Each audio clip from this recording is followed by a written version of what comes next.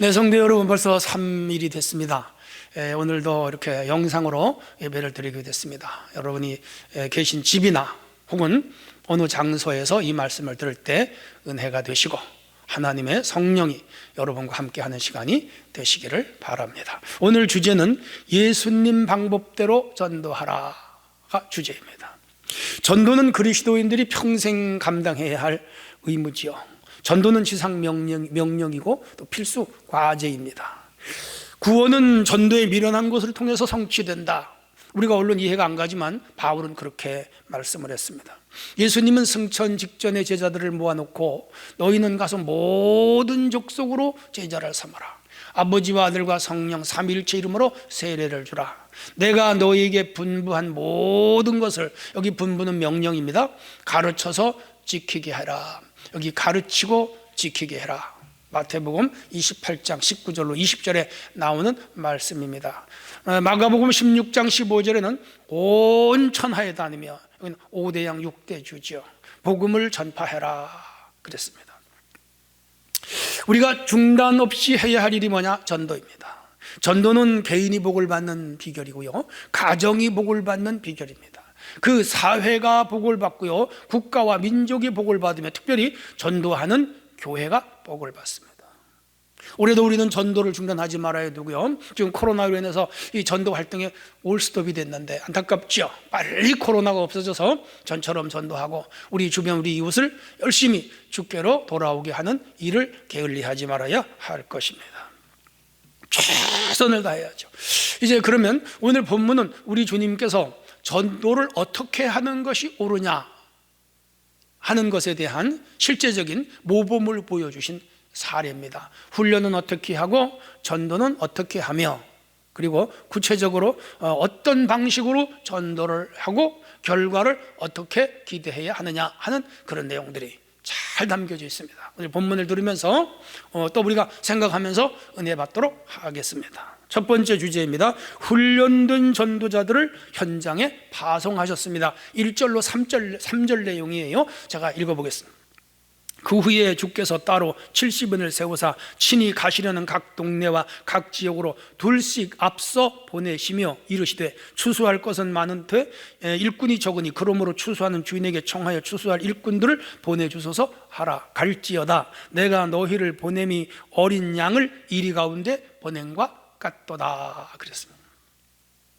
마태복음에는 12명의 전도자를 파송을 했죠. 사도들입니다. 근데 누가복음에는 70명의 전도자를 파송했습니다. 남자와 여자가 섞였는지, 전부 남자인지 혹은 전부 여자인지는 잘 모르겠어요. 그리고 그 70명이 어떻게 모여졌는지도 잘 몰라요. 그리고 그들을 어떻게 훈련시켰는지도 성경에는 기록이 없습니다. 그리고 그 70명은 제자들의 친구인지 혹은 제자들의 가족인지 아니면 주님이 몇 년 동안 전도하여 모인 사람들인지도 전혀 언급이 없습니다. 아무튼 70명이 파송이 됐습니다. 네 복음서에 여기 유일하게 한 군데 기록이 됐습니다. 누가만 톡톡하게 기록한 겁니다. 모세가 광야에서 70명의 장로가 있었습니다. 그래서 누가는 예수님의 70명의 전도자를 여기서 말하므로 율법과 복음의 비례성을 말하고 있는 것 같습니다. 그리고 아마 모르긴 몰라도 이 70명의 제자들이 훗날 예수님 승천하신 후에 120명이 마가의 다락방에 모여 기도하고 성령 받는데 그들의 일원이나 중심 인물들이 아니었을까 생각을 합니다. 여기 70명과 예수님 제자 12명을 합하면 벌써 82명이 되잖아요. 그리고 한 38명만 더하면 120명이 되잖아요. 아마 그들 멤버의 핵심 세력, 핵심 구성원들이 이 70명이었을 거로 추측이 됩니다. 자, 중요한 것은 예수님이 전도하러 내보냅니다, 이들을. 그런데 2명씩 짝을 지어서 내보냅니다. 이런 방법은 율법에 근거합니다. 율법은 증인으로 반드시 2사람씩을 세워야 됐습니다. 왜냐하면 한 사람은 거짓말을 할 수 있거든요. 근데 2사람의 증인은 서로 이 의견이 엇갈리거나 목격담이 엇갈리면 안 되거든요. 그래서 예수님은 이 전도자를 증인이라고 그랬어요. 사도행전 1장 8절에 성령 임하시면 권능을 받고 예루살렘과 온 유대와 사마리아 땅끝까지 이르러 내 증인이 되라 그랬습니다. 그러니까 이 전도자는 증인입니다. 그래서 2명의 증인, 2명의 전도자를 보냈던 거죠. 증인은 우리가 아는 대로 목격자입니다. 증인은 현장에 있던 사람입니다. 어떤 사건의 현장에 있던 사람, 예수님이 죽으심과 부활하심을 본 사람들이죠. 예수님께 직접 배운 사람들이고 예수님의 능력을 행하는 것을 직접 목격한 자들, 예수님의 가르침을 직접 받은 자들, 그들을 2명씩 짝을 지어서 내보낸 것이죠. 또 이 2명은 우리가 실제적으로 전도하는 데 큰 힘이 됩니다. 둘은 서로 의지가 됩니다. 둘은 한 사람은 전도할 때 옆에서 한 사람은 그들거나 혹은 기도하는 좋은 대상이 됩니다. 동지가 됩니다. 또 이 둘은 상대방으로부터 경계를 허물어 줍니다. 한 사람이 접근하면 사람들은 경계하지만 2 사람이 있으면 사람들은 마음을 놓습니다. 이 둘은 상대방에게 신뢰를 줍니다. 둘은 이 상대방에게 해를 입히지 않습니다. 범죄할 가능성이 없다. 2 사람. 그리고 둘이 가면 담대해지고요, 둘이 가면 마음이 든든합니다. 그래서 예수님은 최고의 전도 방법을 택하셨죠. 2명씩 보낸 겁니다. 자, 근데 중요한 또 말씀이 있습니다. 추수할 것은 많은데 일꾼이 적으니 추수할 일꾼을 보내주소서 하라 그랬습니다. 여기 추수는 그 농업 용어죠. 농사를 짓고 가을에 익으면 추수합니다. 여기서 추수는 전도할 대상을 추수로 보았습니다. 추수할 곡식이 많다, 전도할 대상이 많다, 그 말입니다. 그럼 추수꾼이 뭐냐? 그 곡식을 나서로 베는 사람들, 거둬들이는 사람들, 오늘로 말하면 전도자죠. 그런데 마태복음에서는 이 추수꾼을 천사라고 그랬습니다. 실제로 하늘에서 내려온 영적 천사들이 우리의 전도를 도울 수도 있습니다. 그렇게 해석할 수도 있어요. 그런데 하나님 나라의 일을 하는 사람들을 하나님 나라의 사도, 하나님 나라의 메신저, 하나님 나라의 심부름꾼, 그래서 우리 전도자는 천사라고도 말할 수 있습니다. 그러니까 교회들마다 이 전도의 일꾼들, 추수꾼이 많아야 됩니다. 신천지가 이번에 드러났지만 추수꾼 전도라고 있잖아요. 오늘 본문을 악용한 거죠. 그들은 전도자들이 아닙니다. 자, 아무튼 간에 그래서 전도자를 많이 보내달라고 하나님께 기도해라. 오늘 우리 교회도 주여 우리 교회 전도자를 많이 보내주세요, 기도해야 돼요. 우리가 전도하여 양성하고 훈련시켜서 그 사람들이 전도자가 되게 해야 되겠죠. 그 일을 우리는 지속적으로 해야 되죠. 보면 갈지어다 내가 너를 보냄이 어린 양을 이리 가운데로 보낸 같도다. 70명을 파송하면서 예수님 마음에 근심이 있어요. 마치 이리떼에게 양을 보낸 것 같다 그랬습니다. 양과 이리는 동물이죠. 짐승입니다. 그러니까 이 양은 성도를 말하는데 이 세상을 이리로 표현한 거예요. 안 믿는 세력들, 사탄의 세력들이거든요. 사탄 왕국의 세력에 하나님 왕국의 백성을 지금 전도하러 파송하는데, 하나님 나라의 백성은 양 같고 사탄의 나라의 백성은 이리 같다, 그 말이죠. 양은 약한 동물입니다. 이리에게 잡아먹히죠. 방어 능력이 전혀 없잖아요. 뿔이 없고 이빨도 없고 빨리 뛸 줄도 모르고 둔하고 약합니다. 해서 이 공격 무기가 전혀 없는 불쌍한 짐승. 그래서 이 양들은 목자가 없으면 생존이 불가하지요.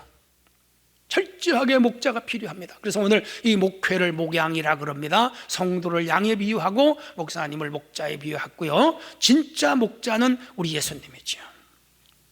어쨌든 이런 양떼들을 이리 가운데 보낸 것 같다. 한편 이리는 객과에 속하는 늑대의 일종이죠. 사납고 무섭습니다. 한번 물리면 놓질 않아요. 물면 놓질 않아요. 그리고 죽어요. 사나운 짐승. 그 이리는 혼자 다니지 않고 떼거지로 몰려다니면 여러 마리가 모여서 하이에나처럼 이렇게 떼를 지어 다니면서 약한 동물을 잡아먹습니다. 우리가 복음을 전하는 세상은 악하고 험합니다. 잠시라도 방심하면 이 이리에게, 즉 여기서 이리는 사단인데 사단에게 잡혀먹을 수가 있다는 것입니다. 그래서 예수님은 뱀같이 지혜롭고 비둘기같이 순결해라 그랬습니다. 우리는 철저하게 이리에게 맞설 수 있도록 준비해야 됩니다. 그러기 위해서 전도자는 목자 되시는 주님을 전적으로 의지해야 됩니다. 전적으로 하나님을 의지해야 됩니다. 오늘도 주님은 우리를 교회에 위탁하여 훈련시킨 후에 이 세상으로 복음을 전하라 내보내십니다. 성실한 제자들이 되어서 복음 전도에 최선을 다하는 우리 교회가 돼야 됩니다. 예수님이 70명을 2000년 전에 보냈다면, 그리고 12제자를 파송했다면, 오늘은 우리 교회 성도들을 이 지역사회에, 우리의 주변에 보내십니다. 우리는 이 70명의 전도자같이 쉼없이, 끊임없이, 중단하지 말고 최후의 한 명까지 복음을 전해서 주께로 데려와 구원을 받게 하는 일을 게을리지 말고 중단하지 말아야 할 것입니다. 두 번째 주제입니다. 주님은 전도자의 자세와 방법을 자세하게 일러주셨습니다. 4절로 12절입니다. 다소 길지만 제가 읽겠습니다. 전대나 배낭이나 신발을 가지지 말며 길에서 아무에게도 무난하지 말며 어느 집에 들어가든지 먼저 말하되 이 집이 평안할지어다 하라. 만일 평안을 받을 사람이 거기 있으면 너희의 평안이 그에게 머물 것이요 그렇지 않으면 너희에게로 돌아오리라. 그 집에 유하며 주는 것을 먹고 마시라. 일꾼이 그 삭스를 받는 것이 마땅하니라. 이 집에서 저 집으로 옮기지 말라. 어느 동네에 들어가든지 너희를 영접하거든 너희 앞에 차려놓은 것을 먹고 거기 있는 병자들을 고치고 또 말하기를 하나님의 나라가 너희에게 가까이 왔다 하라. 어느 동네에 들어가든지 너희를 영접하지 아니하거든 그 거리로 나와서 말하되 너희 동네에서 우리 발에 모든 문지도 너희에게 떨어버리노라. 그러나 하나님의 나라가 가까이 온 줄을 알리라 하라. 내가 너희에게 말하노니 그날의 소돔이 그 동네보다 견디기 쉬우리라. 상당히 아주 길게 말씀을 하셨습니다. 여기서 전도자의 자세를 들여다보겠습니다. 첫째, 전대를 가지지 말아라. 4절. 전대는 돈을 넣는 자루입니다. 오늘로 말하면 지갑, 카드 혹은 통장 그런 거가 되겠죠. 이 무슨 말씀입니까? 전도자가 물질을 탐하면 실격이 된다. 그냥 전도하러 다녀야지. 전도하면서 돈벌이하고 전도하면서 무슨 이익이 없을까 그런 걸 생각하면 전도가 안 된다는 거죠. 그러니까 이 물질과 단절시킨 겁니다. 두 번째, 배낭을 가지지 말아라 그랬습니다. 배낭은 일용용품을 담는 그릇이죠. 복음 전도 위에 다른 것에 몰입하지 않도록, 전도자가 다른 것에 마음을 뺏기면 안 된다 이 말입니다. 전도하러 가면 부자도 만나고 가난한 자도 만나고 힘 있는 자도 만나고 갖가지 장신구를 가진 사람도 만날 거 아니에요? 좋은 옷을 입은 사람, 좋은 반지를 낀 사람, 좋은 목걸이를 건 사람도 만날 거 아니에요? 그러면 그런 거가 부러워진단 말이에요. 그러기 위하여 배낭을 가지지 말아라. 오늘로 말하면 명품 가방, 명품 옷, 명품 시계, 명품 신발, 좋은 자동차, 멋있는 집, 큰 집, 많은 재물, 그런 것들이 눈에 들어와서 복음 전도에 대한 등한히 하고 그런 것들을 갖고 싶어 하는 욕망에 빠져버리면 전도자는 사명을 잃어버리는 거죠. 오직 복음만 전해라. 바울은 자기가 가졌던 과거의 것들을 배설물로 여기고 오직 복음 전도에만 일생을 다했죠. 그 다음, 길에서 아무에게도 무난하지 말라. 이거는 시간을 지체하지 말라 그 말입니다. 사람이나 환경에 집착하면 전도를 할 수가 없겠죠. 그냥 목표를 가지고 전도 하나에 몰입하여 가라 그 말입니다. 그 다음, 어느 집에 들어가면 그 집에 복을 빌어라. 5절에 말씀합니다. 평안을 빌라는 말은 복을 빌어라 그 말입니다. 전도자의 언어는 언제나 상대방을 축복하는 언어가 되어야 됩니다. 이건 전도학적으로도 맞습니다. 우리가 상냥하게 인사를 하고 또 상대방을 칭찬을 해주고 상대방이 유순하게 보이고 상대방이 나에게 경계를 풀게 하고 그래서 상대방에게 인사를 잘하고 친절하게 대하면 상대방이 받아들이죠. 가장 첫 번째가 인사를 잘해라 그 말입니다. 상대를 사랑하는 언어, 상대방을 배려하는 언어를 사용하는 것은 당연하죠. 근데 그 집을 축복해라. 이건 또 영적인 차원입니다. 우리가 축복을 빌면 그 축복이 그 가정에 임합니다. 근데 그 가정이 우리가 빈 축복을 받을 만한 자격이 없거나 자세가 되어 있지 않으면 우리가 빈 복이 우리에게로 돌아옵니다. 또 반대로 우리가 저주를 하면 그 가정에 저주가 임할 수도 있습니다. 그런데 그 가정이 저주를 받을 만한 가정이 아니면 내가 한 저주가 그 저주가 내게로 돌아옵니다. 창세기 12장에 보면 하나님께서 아브라함에게 그렇게 말씀합니다. 너를 축복하는 자를 내가 축복하고 너를 저주하는 자를 내가 저주한다. 신비한 권세를 우리에게 주신 겁니다. 이 복음 전도자들에게 주신 이 중요한 권세지요. 그러므로 이 권세로 다른 사람을 축복하고 다른 사람에게 평안을 비는 그러한 자세와 태도는 아주 중요합니다. 그 다음 그 집에 유하며 주는 것을 먹고 마시라. 이런 전도 방식은 벌써 오래됐습니다. 2000년간 이 교회는 이 방법대로 합니다. 그 집에 유하며 주는 것을 먹고 마신다면 소위 탁발 전도를 말합니다. 마치 티벳이나 네팔 같은 나라, 여러분 TV에서 보면 중들이 이렇게 그릇을 가지고 돌아다니면서 밥을 얻어 먹잖아요. 탁발, 구걸이라는 거예요. 그래서 주는 걸 받아 먹으면서 그들은 도를 닦습니다. 근데 초대교회 전도자들은 이런 방식으로 돌아다니면서 전도를 했는데 바울 사도도 그랬고 또 프란시스가 특별히 탁발 전도로 유명한 사람입니다. 초대교회 전도자들은 다 이런 방식으로 다니면서 전도를 했지요. 요한 3세에 보면 가이오 장로는 이렇게 탁발 전도, 즉 순회하면서 아무것도 가지지 않고 전도하는 곳에서 주는 것으로 먹으면서 자면서 다니는 사람들을 잘 대접했어요. 그래서 요한은 이 가이오 장로에게 내 영혼이 잘됨 같이 범사에 잘되고 내가 강건하라 축복 기도입니다. 고마움의 표시지요. 그런데 이렇게 돌아다니면서 복음 전도하는 소위 순례 전도자들을 박대한 사람이 거기 나옵니다. 디오드레베라는 사람이에요. 이 사람은 이 전도자들이 오면은 재워주지도 않고 먹을 것도 주지 않았습니다. 그리고 주변 사람들이 이 먹을 것과 술 주고 재워지면 못하도록 가로막았어요. 그래서 요한 사도는 이 디오드레베를 저주했습니다.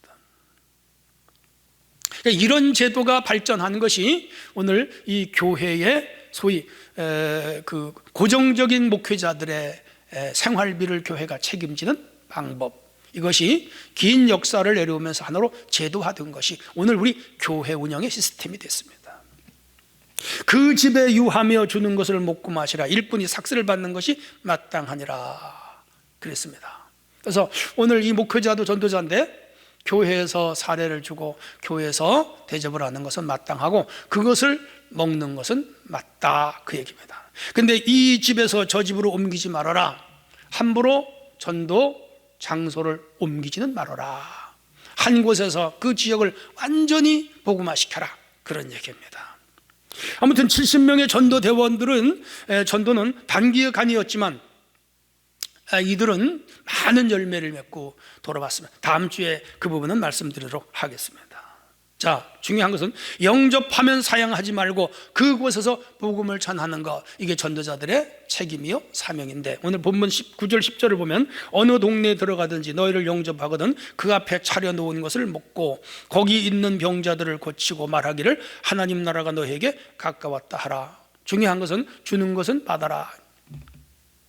그래서 일하는 소의 입에 망을 씌우지 말아라. 일꾼이 품삯을 받는 것이 마땅하다. 그래서 이게 오늘날 정착된 것이 목회자들의 사례비 제도입니다. 예수님은 3년 동안 복음 전도를 열심히 했습니다. 12명과 함께 열심히 하셨습니다. 그런데 예수님과 제자들은 전도비를 벌었다는 얘기가 없습니다. 노동을 해서 이 전도비를 이렇게 채웠다는 말씀이 없습니다. 생활비를 그들이 일을 해서 조달했다는 그 내용이 없습니다. 그들이 전도하러 가면 그들의 전도를 받는 사람들이 다 예수님과 제자들의 먹을 일용할 양식을 제공했습니다. 하나님이 채워주시는 것으로 먹고 쓰면서 전도했습니다. 그래서 오늘날 우리가 열심히 복음을 증거하면 하나님은 우리의 먹고 쓰고 입을 것을 제공하십니다. 또 중요한 말씀이 있습니다. 11절로 12절인데 한 성이 복음을 받아들이지 않으면 먼지를 털어버려라 그랬습니다. 어느 동네에 들어가든지 너희를 영접하지 아니하거든 그 거리에 나와서 말하되 너희 동네에서 우리 발에 묻은 먼지도 너에게 떨어버리노라. 그러나 하나님의 나라가 가까운 줄을 알라 하라. 내가 너에게 말하노니 그날에 소돔이 그 동네보다 견디기 쉬우리라. 이는 개인의 차원, 사회적 차원, 문화권의 차원, 그리고 국가적 차원이죠. 복음 전도는 개인이 믿어서 구원을 받고, 가정이 믿어서 가족이 구원을 받고, 가정이 구원을 받고, 가문이 구원을 받습니다. 복음 전도를 받아들이는 한 마을이 구원을 받습니다. 우리나라에서 복음 전도를 제일 많이 받아들이는 도가 전라북도입니다. 군으로는 전라남도 신안군입니다. 전도의 복음화가 가장 많이 이루어졌습니다. 어떤 섬은 100%가 기독교인인 섬도 여러 개가 있습니다. 한 국가나 민족이 예수를 믿으면 구원을 받습니다. 한 대륙이 예수를 받아들이면 그 대륙이 구원을 받습니다. 성경에 보면 고넬료의 가정이 복음을 받아들여 다 구원을 받습니다. 베드로 전도자에 의한 구원입니다. 루디아 가정이 구원을 받습니다. 바울이 전도해서 그렇습니다. 브리스가 아굴라, 고린도 교회에서 이 두 가정이 완전한 구원을 받습니다. 그리고 국가적으로는 그리스가 복음을 제일 먼저 받아들였습니다. 그리고 로마입니다. 유럽 대륙이 다 복음을 받아들여서 2000년 동안 엄청난 복을 받았습니다. 북미가 카나다와 미국이 다 복음주의 국가들입니다. 놀랍죠. 그리고 호주와 뉴질랜드 복음주의 국가들입니다. 다 예수 믿는 나라들. 반면에 이슬람 문화권의 사람들은 기독교를 받아들이지 않습니다. 대체적으로 지구상에서 못 삽니다.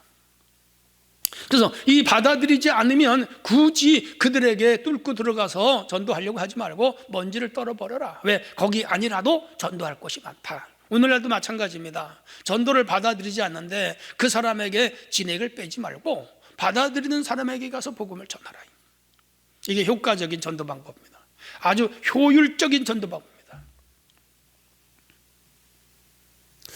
자, 아무튼 간에 이렇게 주님은 우리 가족, 우리 이웃, 우리가 사는 마을, 우리가 사는 나라, 이렇게 원심원을 크게 그으면서 마치 호수에 돌을 던지면 파장을 일으키며 나가듯이 이렇게 번져 나가면서 전도하라.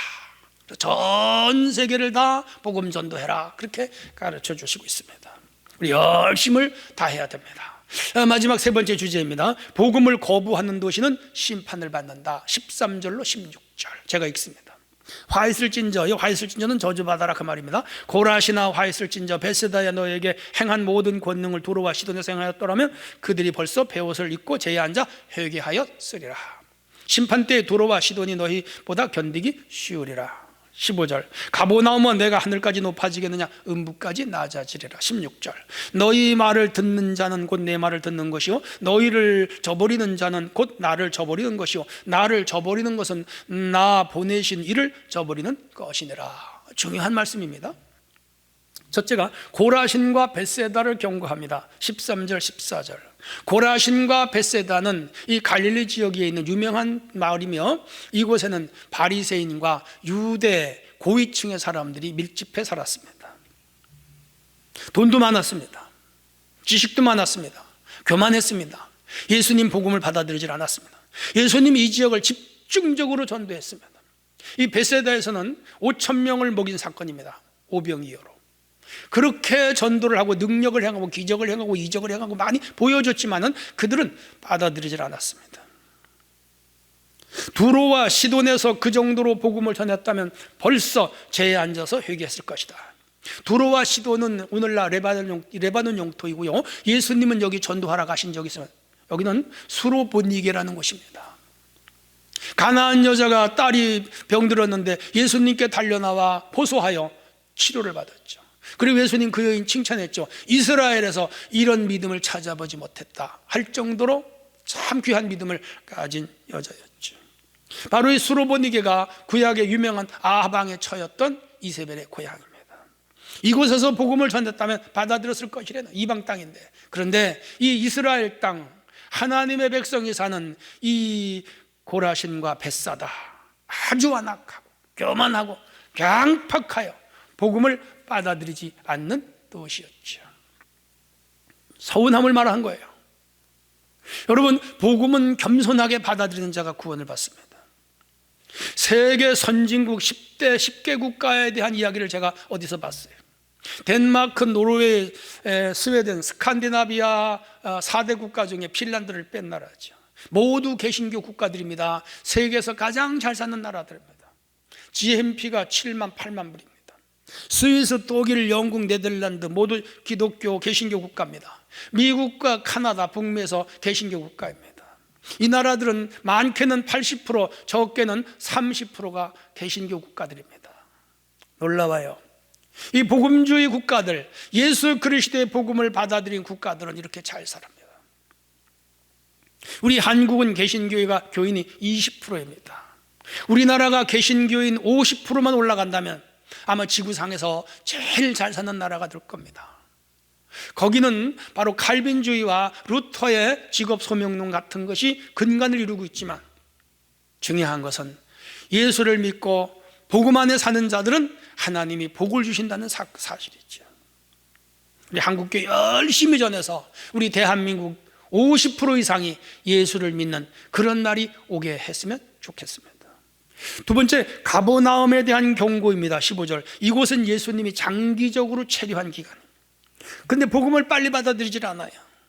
가버나움 회당을 중심으로 많은 일을 했습니다. 예수님 제자들의 대다수가 이 가버나움 출신입니다. 근데 이 지역은 교만했습니다. 이 지역 사람들은 은혜를 헛되이 받았습니다. 직접적인 기적을 체험했지만 예수님을 냉소로 대했습니다. 그래서 이 지역이 심판을 받는다.